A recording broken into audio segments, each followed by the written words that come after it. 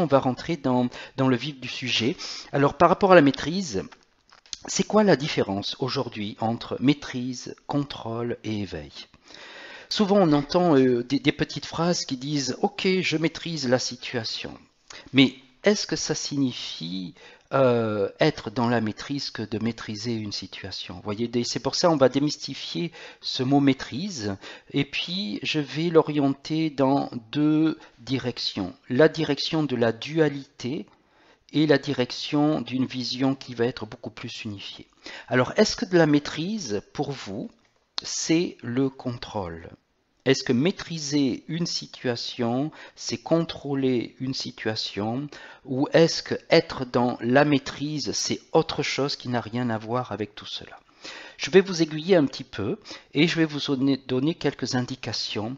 Voilà, je vais vous donner un mot-clé qui commence par A, qui finit par L, qui a un certain nombre de lettres, et ce mot-clé représente ce qu'est réellement l'état de la maîtrise. Car la maîtrise, ce n'est absolument pas le contrôle, c'est tout à fait l'opposé du contrôle. Alors, qu'est-ce que ça pourrait être bien, ce mot, selon vous? Je vous laisse chercher quelques secondes et puis je vais vous aider parce que c'est pas facile que de trouver ce mot. Donc, quelques secondes et va apparaître la solution. Et voici, il s'agit de l'accueil. La maîtrise ne fait pas référence au contrôle. La maîtrise fait référence à un état qui est l'état d'accueillir ce qui est dans l'instant présent. Et je vais détailler cela tout au long de la présentation. Alors, souvent dans le contrôle, on utilise le mental pour être dans un aspect de contrôle, mais il y a une rigidité qui, au contraire, nous fait subir la vie, parce que nous sommes à contre-courant et nous ne sommes pas dans la bonne direction. Et donc, il y a la volonté qui est utilisée en lien avec le mental. Ce qui en découle, mental plus volonté, c'est l'action, c'est le faire. Et il y a une perte d'énergie parce que il y a tout le temps une notion de rapport de force et d'adversité. Quand il y a de l'aversité, c'est que je suis dans une notion de dualité qui entraîne à un niveau ou à un autre un état de séparation qui crée des tensions, qui crée des pertes d'énergie, des souffrances et de la fatigue. Eh bien, toute cette partie-là, c'est ce qu'on appelle la conscience 3D, c'est de l'anesthésie de conscience. Cette anesthésie de conscience, eh bien, elle entraîne de la fatigue, du stress, voire des dépressions, parce qu'il n'y a pas de références qui font vibrer la vie dans une dimension du contrôle, en fait. Maintenant, nous allons comparer à l'autre direction qui n'est pas la dualité séparative liée au contrôle, ça va être quelque chose qui correspond plus à une dualité unifiée. Dans la dualité unifiée, elle est toujours là, la dualité, seulement je ne suis pas en train de subir, je ne suis pas en train de forcer, je suis dans le même mouvement que la vie me porte et je porte la vie, et je suis dans une phase de co-création de la vie. Cela, ça entraîne, comme je l'ai dit, l'accueil de ce qui est. Ça ne correspond plus au faire comme ce qui est sur la gauche, ça correspond à l'être en mouvement. L'être en mouvement fait qu'il y a une intégrité de tout mon être qui se met en mouvement et cette intégrité crée le même résultat quand il y a quelque chose à accomplir, mais cela n'induit aucune séparation dans tout ce que je suis, en fait. Et bien entendu, plutôt que l'adversité liée au contrôle, eh bien, il va y avoir un état de fluidité, un état d'unification qui se traduit par une grande cohérence entre l'intérieur, l'extérieur, entre la vie et moi. Pas de séparation. Ça, c'est de la conscience, parce que ça ne peut pas être vécu sans conscience. Et donc, qu'est-ce qu'il en résulte? De l'énergie disponible, de la sérénité, et de la joie. Qu'est-ce que vous préférez vivre? Anesthésie de conscience avec de la fatigue, du stress, de la dépression? Ou alors de l'énergie, de la sérénité, de la joie en partage? Vous voyez? Donc le choix est vite fait quand on regarde cela. Et donc, quelle est la différence? Comment? Parce que aujourd'hui, la plus grande majorité vit dans une notion de contrôle, de protection, de défense, et ça amène des états de séparation, des états réactionnels. Vous voyez? Et donc, comme tout le monde aimerait vivre dans la conscience, l'énergie, la sérénité, la joie en partage, eh bien la question à se poser, c'est comment passer de l'un à l'autre? C'est ce que nous allons découvrir tout au long de cette présentation. Alors, ouvrez bien vos oreilles, parce que vous allez comprendre, c'est très simple ce qui va être expliqué. Tout le travail nécessite à travailler et harmoniser sur notre ego qui est dit négatif. Et on va voir à quoi cela correspond. Le passage obligé, eh bien, c'est vrai, réellement l'apprivoisement de notre ego négatif. Donc, l'ego négatif, à quoi ça correspond? Nous allons rentrer dans le détail parce que les questions que l'on se pose, que l'on pourrait se poser, c'est quoi? Est-ce que l'ego sert à quelque chose? Est-ce que l'ego est négatif, donc il est à détruire, à faire disparaître? Ou est-ce qu'au contraire, notre ego est nécessaire à être en harmonie? Qu'est-ce que vous en pensez? Et où est-ce que vous en êtes dans votre vie? Est-ce que votre ego est plus négatif ou plus positif? Et on va démystifier et clarifier un petit peu tout cela. L'ego négatif et l'ego positif, eh bien, c'est un jeu de l'ego, et cette image, je l'ai choisie parce qu'elle est, tout le monde la comprend, hein. C'est un petit peu la voix de l'ange ou la voix du diable un peu intérieur, et sont ces voix différentes qui peuvent nous faire basculer dans un sens dit positif ou dans un sens dit négatif, bien sûr, vu d'un point de la dualité. Alors, qu'est-ce qui se passe en général avec l'ego quand il n'y a pas de conscience ou avec l'ego négatif? Souvent, il y a une identification.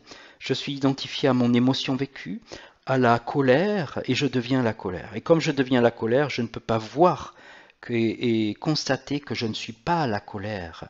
Et comme je suis identifié à la colère, eh bien, pour être dans la sérénité, la joie, eh bien, c'est perdu. Si je suis dans un état d'observation, c'est pas mal si je sais observer l'énergie, par exemple, de la colère, parce qu'elle va pas me prendre au piège.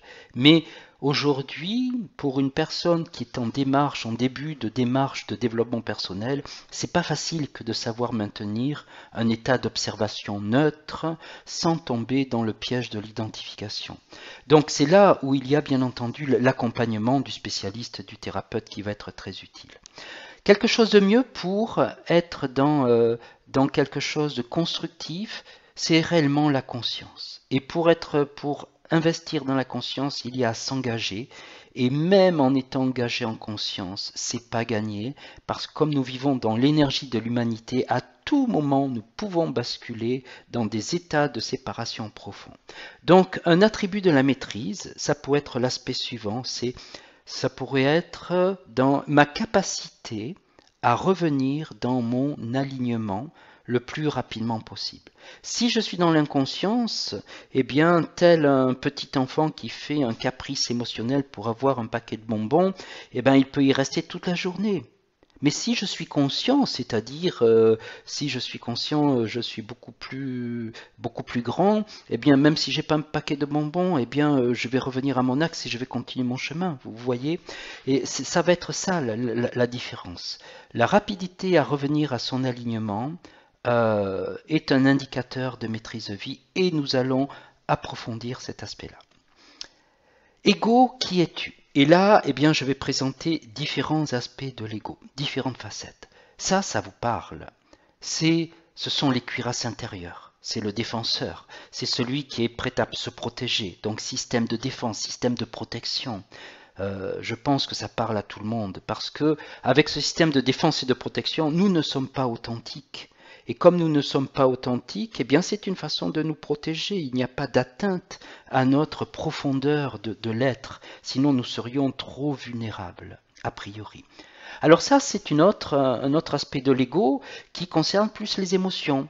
Eh bien, c'est l'ego, dans ce cadre-là, ça va être considéré une maman avec son enfant en hypermarché ou en supermarché, et puis son enfant veut un paquet de bonbons, et ben il fait une crise. Ben, sa maman, elle est bienveillante, dans l'amour, elle essaye de le raisonner. Eh ben, prenez ce petit enfant, mettez-le à l'intérieur de vous. C'est une facette de l'ego négatif qui est liée aux émotions. Un autre aspect plus lié à l'intellect, au mental, ça va être la capacité à argumenter, la capacité à échafauder des idées les unes après les autres pour contredire, pour convaincre, etc. C'est une facette de l'ego qui est très très très forte en Occident. Un autre aspect de l'ego, eh bien, ça va être de jouer. Ça va être de jouer dans le sens de la manipulation, de la séduction, du pouvoir. Ça va être cet aspect-là. Une autre facette que vous reconnaissez, ben, c'est la facette de la célébrité. C'est moi je, moi je, moi je. J'ai besoin de reconnaissance et c'est du nombrilisme. Voilà, c'est cet aspect-là de l'ego, bien sûr, qui n'est pas positif, hein, qui est négatif. Hein. Toutes ces facettes sont dans la catégorie de l'ego négatif. Et la dernière image, eh bien ça, c'est le bourreau. C'est-à-dire si on vient titiller un bouton trop près ou trop directement, trop profondément, ben je peux réellement devenir un bourreau. Tout ça, ce sont des facettes de notre ego qui traduisent un petit peu une image de l'ego dit négatif. Dans toutes ces facettes, il y a la notion d'adversité. Vous voyez, donc quand il y a de l'adversité, vous êtes forcément dans l'ego négatif. L'adversité, c'est un rapport de force par rapport à la vie et un état de non-fluidité. Maintenant, nous allons voir et comparer à l'ego dit positif. Autant l'ego négatif est dans la notion de séparativité et d'adversité, autant l'ego dit positif est dans la notion de l'unification de la dualité. Alors, j'ai symbolisé ça sous forme de 4 flèches. Le corps humain est sous forme de croix. Les bras à l'horizontale passent par le cœur et notre verticalité, eh bien, elle est aussi bien en contact avec la terre, nos circuits d'enracinement sont les jambes, et nous sommes également en contact avec les plans célestes, et ce circuit d'enracinement céleste, eh bien, c'est la couronne. Alors, pour être dans une notion d'unification, il y a à considérer que l'âme, c'est une polarité qui est dite féminine. L'ego, quand il est positif et transparent, il est plus en train de réagir, il est plus en train de créer une force à contre-courant, eh bien, il crée une force d'accompagnement.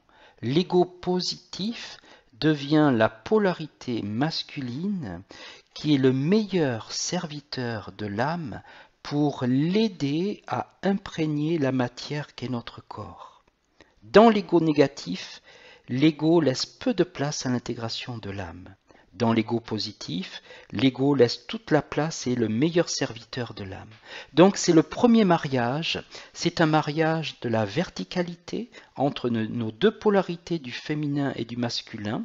Et donc nous en déduisons que si l'ego n'est pas transparent, n'est pas apprivoisé, eh bien, nous sommes complètement dans un état de séparation et nous ne facilitons pas notre évolution d'âme incarnée.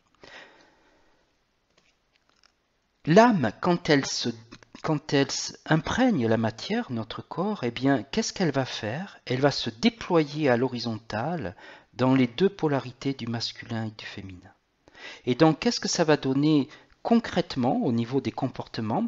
Ça va donner une personne qui sait danser dans la vie, qui sait s'adapter, qui sait accueillir la vie, qui est dans la joie, qui ne sait pas être rigide avec un planning, qui sait accueillir de façon très fluide tout imprévu et qui va jouer avec la vie.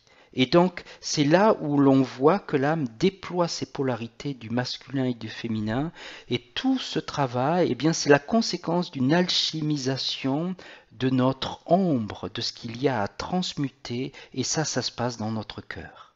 Ça se passe dans notre cœur. C'est la nécessité de base, c'est nécessaire, mais ce n'est pas suffisant. Il est nécessaire d'associer à notre cœur la conscience, de façon à ce que ce soit de l'amour conscient, et il est nécessaire d'associer de la puissance et du mouvement au niveau du hara. Et c'est ça cet alignement, cœur, conscience, hara, qui est le centre, le chakra situé en dessous du nombril, qui crée un état particulier qui s'appelle le pouvoir du cœur conscient, ou le mouvement du cœur conscient. Alors, qu'est-ce qui vous concerne dans les deux parties? Où en êtes-vous en pourcentage dans la partie de l'ego négatif et la partie de l'ego positif? Voilà. Je vous laisse avec cette question et nous allons poursuivre.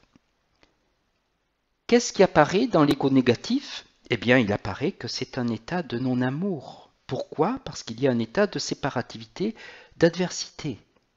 Alors que dans l'ego positif, unification, eh bien, on retrouve un état d'amour. Ok? Nous allons poursuivre. Nous allons voir maintenant une autre façon de parler de l'ego, de façon énergétique. Nous avons différents corps subtils, dont 7, le corps éthérique, émotionnel, mental, astral, supraastral, céleste et lumière. Et nos 3 premiers corps, éthérique, émotionnel, mental, constituent la partie de notre ego. Cet ego a une dimension énergétique et quand notre ego est négatif, eh bien ces corps énergétiques sont obstrués, sont encrassés. Et du fait qu'ils soient encrassés, ils vont rentrer en interaction rigide, en mode action-réaction, avec la couche qui est juste au-dessus du corps mental, qui est la couche de l'inconscient personnel, où il y a tout ce qui n'est pas résolu dans notre vie et les mémoires des soi-disant anciennes vies. Et au-dessus de cette couche de l'inconscient personnel, il y a une couche qui concerne l'inconscient collectif qui vient alimenter constamment par loi de résonance notre inconscient personnel par tout ce que nous n'avons pas résolu. Et au-delà, juste au-delà, il y a le corps des mémoires dans lequel il y a toutes les mémoires de tout ce que nous n'avons pas résolu au niveau de toutes nos vies précédentes. Donc, le corps des mémoires s'appuie, fait vibrer le corps de l'inconscient en puisant l'énergie parce qu'il est relié à l'aspect de l'inconscient collectif, et tout ça met en résonance des aspects de même nature au niveau du corps mental, du corps émotionnel, du corps éthérique. Ça crée une sorte de brouillard dans les 3 premiers corps, et ce brouillard fait que nous ne pouvons pas être conscients de la réalité et nous tournons en rond dans des scénarios qui vont traduire une notion de séparation, une notion d'adversité. Ça va entraîner des tiraillements, ça va entraîner des tensions au niveau physique, émotionnel, mental, énergétique, relationnel, etc. L'ego négatif, eh bien, il est tumultueux et il dessert l'âme dans son évolution. Il empêche l'âme de vraiment intégrer tout ce que nous sommes dans notre matière. Il empêche l'âme d'intégrer complètement notre corps. Et donc tout ça, c'est parce que derrière, il y a une ignorance de connaissance, une ignorance de conscience. Si nous ne savons pas comment nous fonctionnons dans nos distorsions, nous ne pouvons pas évoluer. Tout ça concerne l'ego négatif. L'ego positif, lui, eh bien, il est transparent et il est le meilleur serviteur de l'âme. Le meilleur serviteur de l'âme, pourquoi? Parce qu'il va permettre l'âme, accompagner l'âme à intégrer la matière que nous sommes et il va l'aider dans le déploiement des polarités du masculin et du féminin à interagir dans la matière. Tout ça grâce à notre ego. La condition, c'est qu'il soit transparent. Pourquoi je parle de transparence de l'ego? C'est parce que c'est en lien avec nos 3 corps énergétiques, le corps éthérique, le corps émotionnel, le corps mental, et comme ces corps Quand on est dans l'ego distorsionné, l'ego négatif, ils sont obstrués, ils sont chargés, eh bien la lumière ne peut pas traverser. Et donc j'ai fait une petite image pour que vous puissiez bien comprendre. Quand il y a l'ego négatif, la lumière de nos corps de lumière, qui va tout le temps par venir vers alimenter nos corps sous-jacents, donc jusqu'à notre corps physique, comme les trois corps éthériques, émotionnels, mentaux ne sont pas suffisamment transparents, sont obstrués, ça crée un brouillard, eh bien notre propre lumière est réfléchie et rebondie. C'est ça qui se traduit par une notion d'ignorance de conscience. Alors que quand l'ego est positif, cela signifie qu'il est transparent. Comme il est transparent, eh bien la lumière de nos corps de lumière peut traverser et venir atteindre jusque notre corps physique de façon à réinformer jusqu'à l'ADN. Et donc ça signifie que nous n'avons pas d'autre choix si nous souhaitons évoluer en conscience que de transformer, transmuter, apprivoiser notre ego négatif. Exemple, là je vais vous donner quelques exemples de travail sur l'ego, parce que jusqu'à maintenant je vous ai parlé de l'ego négatif, de l'ego positif, une façon de passer, ce qui serait bien de passer de l'ego négatif à l'ego positif pour évoluer. Maintenant je vais vous donner des aspects plus concrets. La première chose concerne la prise de conscience de qui je suis. À partir du moment où je comprends qui je suis, dans mes fonctionnements de l'ego, des émotions, du mental, dans mes blessures, dans mes schémas, à partir du moment où je suis conscient de ça, alors je peux commencer à les déconstruire. Et quand je reçois une consultation individuelle, eh bien dans la consultation de 2 heures, je décris à la personne très précisément ce pourquoi elle est faite sur Terre. Nous allons dans l'évaluation de la transparence de l'ego. Je donne un programme de travail pour déconstruire l'ego. Et ensuite, j'imprègne l'aspect de l'état idéal dans un soin que j'appelle ASI, l'alignement à sa signature identitaire. Et ça crée une grande transformation dans la personne. Alors bien entendu, ce n'est pas en une séance que l'on peut transformer toute notre vie. Cependant, en l'espace de 6 à 10 séances selon le niveau de conscience de la personne, il y a une énorme transformation de vie qui amène la personne jusqu'à une autonomie de façon à ce qu'elle puisse continuer par elle-même par la suite. Voilà. Donc le premier aspect, c'est de comprendre qui je suis de façon à pouvoir être conscient de ce que j'ai à transformer. Ensuite, quand je comprends qui je suis et que je sais qui je suis, j'ai à m'aligner à qui je suis. Et donc c'est dans l'alignement avec qui nous sommes que nous allons réaliser ce pourquoi nous sommes faits sur Terre. Et ça, c'est dans un soin qui s'appelle l'alignement à sa signature identitaire. Eh bien, ça concerne vraiment s'aligner à notre identité profonde. Ce soin, c'est une reconnexion profonde qui permet de reprendre contact, de renaître à soi, dans le sens d'aider le corps à se désinformer de tout ce dont il n'a plus besoin et de l'aligner à tous ses potentiels. Une fois que je sais qui je suis, que je m'aligne à qui je suis, il est essentiel de maintenir cela dans le temps par le côté systématique de déconstruction. Déconstruction des aspects négatifs de l'ego, et ça ne se fait pas facilement, ça ne se fait pas rapidement dans le temps. Et ce n'est que par un travail qui est répétitif, qui est dans l'engagement de conscience, qui va faire que, en accompagnement, en étant accompagné, par un thérapeute énergéticien, par exemple, ça permet vraiment de gagner beaucoup de temps parce qu'il va donner, ce thérapeute va donner des repères de transformation dans tout ce qui est à transmuter, à alchimiser, qui est dit négatif.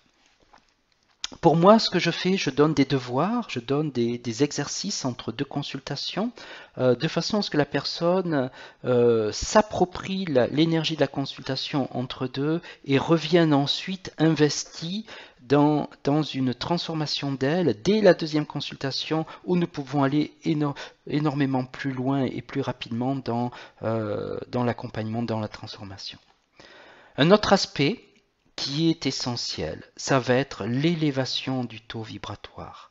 Je ne peux pas me transformer en conscience si je ne sais pas élever mon taux vibratoire. Alors comment élever son taux vibratoire? Eh bien, c'est par rapport à la nourriture de tous les sens. La vue, le toucher, l'ouïe, l'odorat, l'écoute sont tous ces aspects-là. Je vous donne un exemple. Imaginez que je regarde un film à la télévision. Si je regarde une série télévisée où il y a 10 meurtres en 5 minutes, j'exagère un peu, mais pas tout à fait, vous voyez, c'est pas ça qui va nourrir mon taux vibratoire. Comparez ça, je regarde un reportage qui concerne la terre, les éléments, les animaux, eh bien, il va y avoir une autre vibration. D'un côté, il y a la non-vie, de l'autre côté, il y a la vie. Vous voyez, c'est ça la nourriture de la vue. Pour l'alimentation, c'est pareil. Comment je mange? De quoi je me nourris? Est-ce que je me nourris, par exemple, de cadavres, la viande?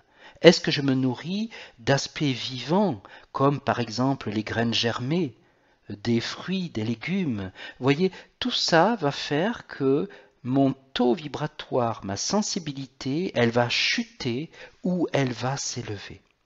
Voilà. Après, il y a l'ouïe. L'ouïe, eh bien, c'est qu'est-ce que j'écoute? Qu'est-ce que j'écoute? Et là, je peux écouter une musique qui nourrit la vie ou une musique qui détruit la vie, qui détériore la vie. Parce que nous sommes formés à plus de 70% d'eau et l'eau, eh bien, elle s'imprègne du milieu dans lequel elle se trouve. Et donc c'est monsieur Emoto, ce monsieur japonais, qui a fait des photographies lorsque l'eau change d'état, passe de l'état liquide à l'état solide, et il a photographié la cristallisation de l'eau. Et les plus belles cristallisations qu'il a photographiées, c'est avec le mot amour et le mot merci. Vous voyez? Et donc, il y a une expérience qui a été faite sur le riz, où un riz qui est cuit, il a été fermé dans 3 bocaux. Le premier bocal, on écrit un cœur, on écrit je t'aime, et tous les jours, on va passer devant et on va émettre des intentions d'amour. Le deuxième bocal, on va lui dire, bah, t'es pas beau, t'es pas vilain, et donc on va le détester. Et le troisième bocal, on l'ignore. Et donc, au bout de quelques semaines, savez-vous ce qui se passe dans ces bocaux? Dans le premier bocal, où il y a ce riz, il y a une fermentation. Et donc, il y a du vivant qui se crée en termes de transformation. Dans le deuxième bocal, qu'est-ce qu'on trouve? Donc, le bocal où il y a, que l'on détestait, hein, où on a envoyé de mauvaises énergies, eh bien, il y a de la moisissure, de la pourriture. Et dans le troisième bocal, que l'on a totalement ignoré pendant ces semaines-là, eh bien, il y a la pourriture et il y a une dégénérescence activée, encore plus active que dans le deuxième bocal. C'est pour ça que M. Emoto dit « Attention à vos enfants, ne les ignorez pas ». Vous voyez? Et donc, ça veut dire que, comme nous sommes faits à plus de 75% d'eau, eh bien, tout ce que nous écoutons, que ce soit par l'oreille ou que ce soit eh bien, venant du mental, va agir dans le sens négatif ou positif au niveau de notre ego. Vous voyez? Et ça va élever notre taux vibratoire. Voilà, et je pourrais continuer comme ça la liste pour l'élévation du taux vibratoire, et la méditation ou l'état méditatif, bien entendu, est une nourriture. Vous pouvez, sur mon site internet, lavoixducoeur.fr, demander une méditation gratuite, hein, de façon, donc c'est la méditation qui correspond à contact avec le moment présent, de façon à aider les personnes à maintenir des états. Donc, voilà quelques images qui simulent un petit peu l'éveil, l'état d'être au niveau lumineux. Et voici donc, si vous voulez prendre contact pour essayer une consultation avec moi-même, voilà, il y a les coordonnées de ma compagne.